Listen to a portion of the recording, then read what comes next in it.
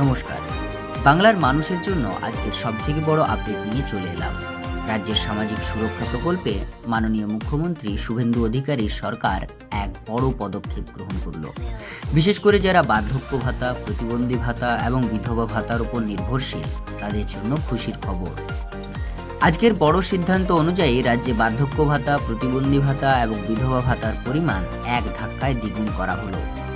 আগে যেখানে উপভোক্তারা মাসে ১,০০০ টাকা পেতেন, এখন থেকে সেই ভাতার পরিমাণ বাড়িয়ে করা হয়েছে ২,০০০ টাকা।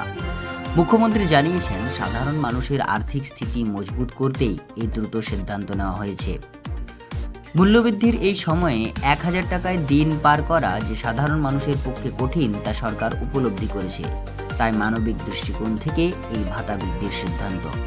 প্রবীণ নাগরিকরা এখন থেকে প্রতি মাসে ২,০০০ টাকা পাবেন।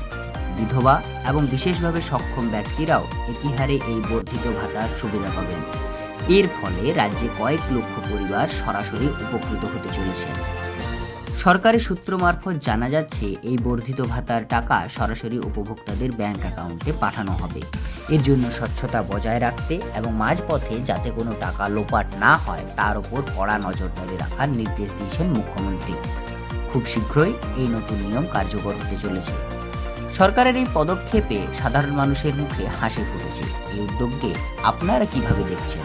আপনার মতামত কমেন্টে জানান। পরবর্তী লেটেস্ট খবরের জন্য আমাদের সাথে পাশে থাকুন। ধন্যবাদ।